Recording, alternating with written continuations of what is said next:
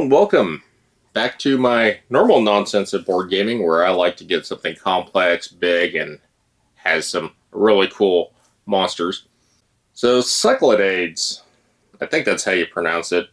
This is the Legendary Edition. I skipped the Kickstarter of this because I wasn't really sure what I was getting into, and I was just like, I didn't have the cash at the time. But I heard this is a second edition reprint. This is the Legendary Edition, which is the second print. Kind of a weird thing to say. From what I understand, they streamlined some of the mechanics to make the game easier. I've never played this, but I've heard this is a very good game. It piqued my interest, and it's been out of print for a while.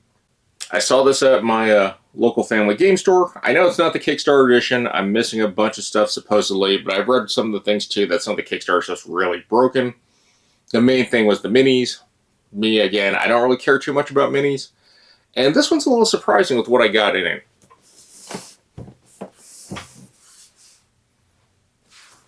They basically called this the Director's Cut, which it's kind of a weird way to describe a board game. I've never heard of a board game being a Director's Cut. But it is an auction bidding game about how you take turns with area control. Very streamlined, simple combat. The combat's so easy, it doesn't really feel like it's combat to me. Expecting a little bit more. But there's a lot of devious backstabbing, and it has to do with the auction board because that's going to control a lot of your actions.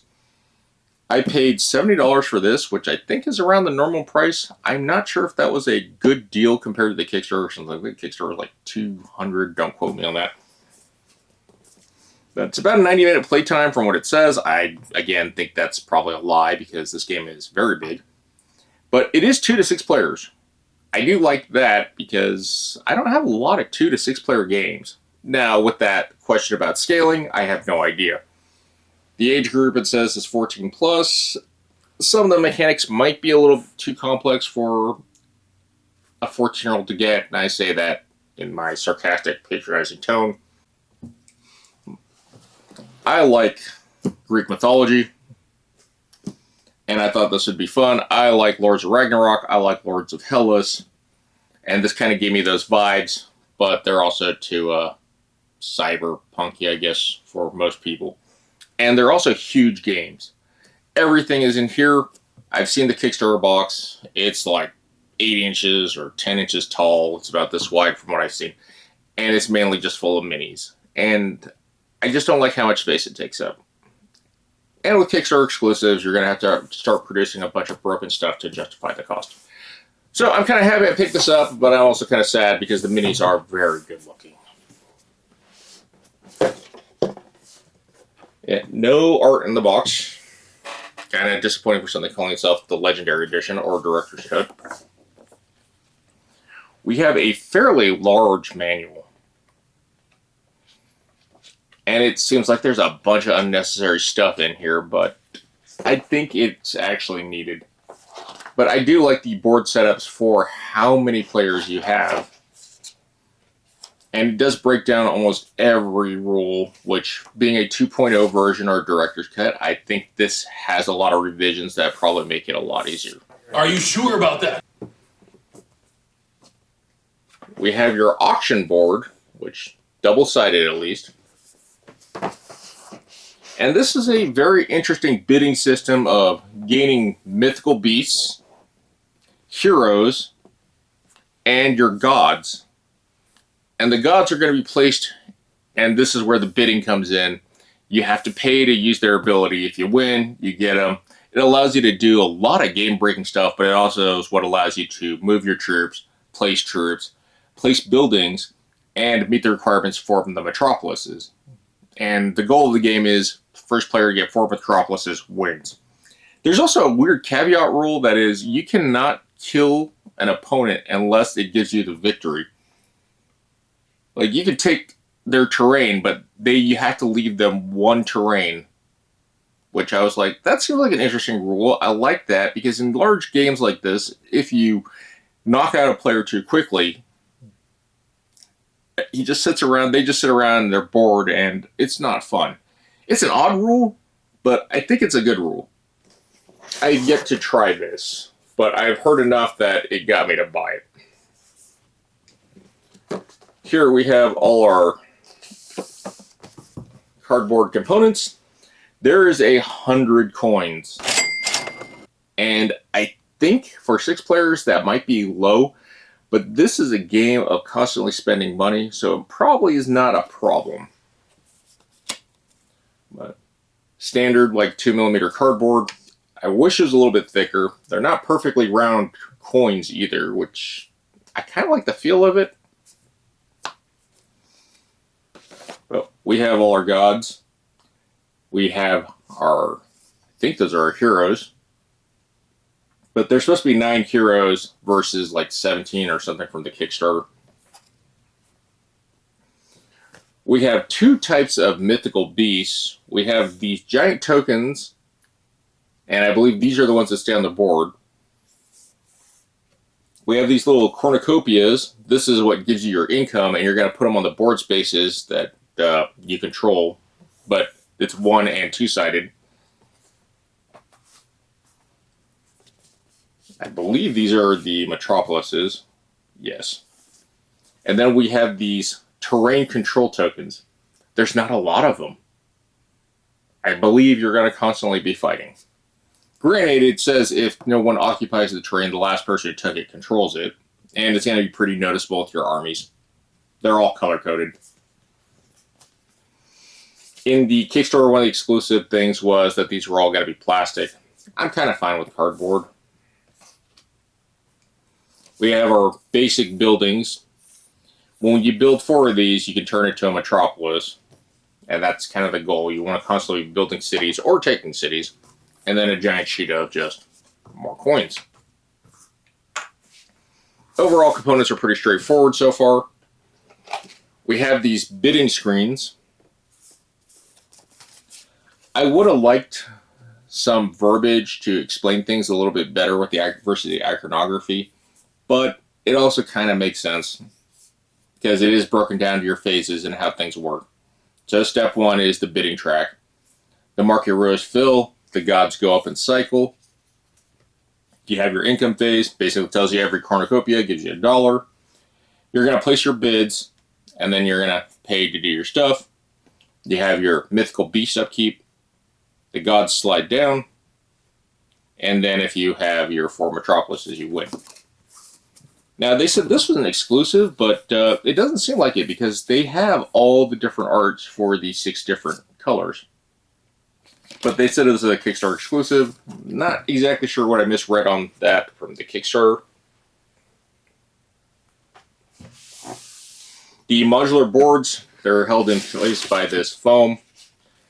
I wish it was something else, but it's cheap, it's effective, it does its job, and it doesn't take up a lot of space. That's the part I am not disappointed with. And then we have these modular boards. I believe the Kickstarter came with 16 boards versus the core box only comes with 10. What we got here? 5, yeah, 10. But the board system I thought was kind of neat. I like the idea of a modular interlocking board system if I could figure this out.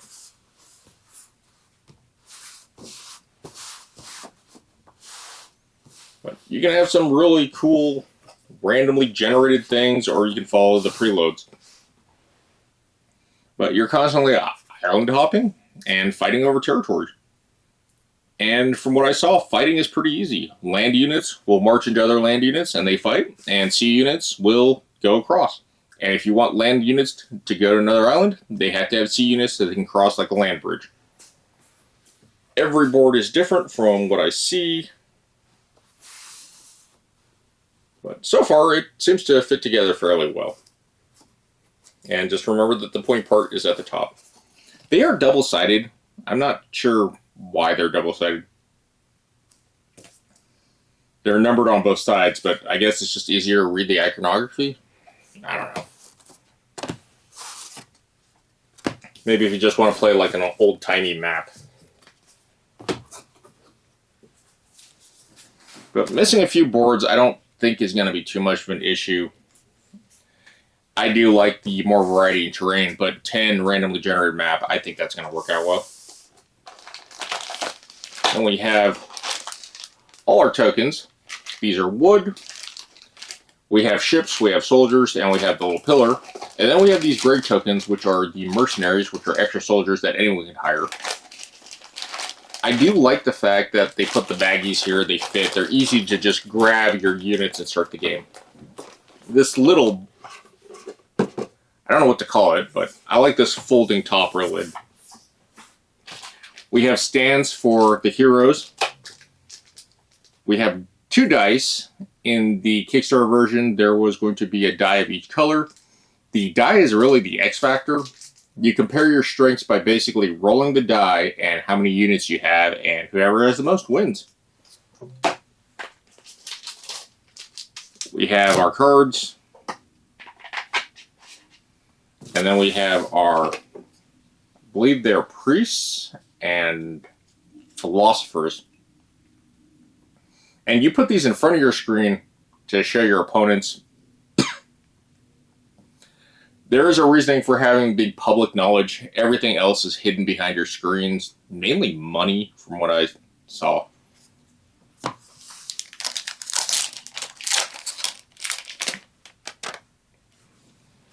We have these very large cards, and they're basically the heroes and the mythical units.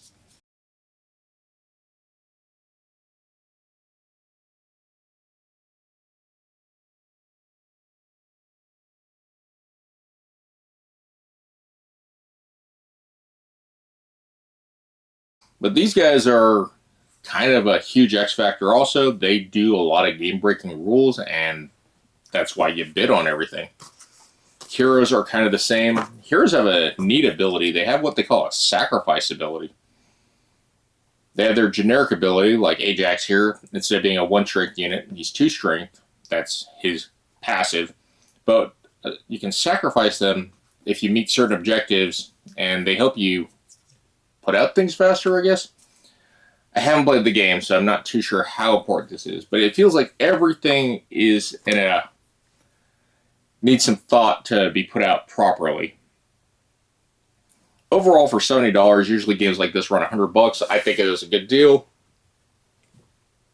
I am excited to play it. I'm looking forward to trying to get it out this weekend. It might be a little too big. I don't know. But so far, that's the unboxing of Cyclades, the legendary non-Kickstarter version.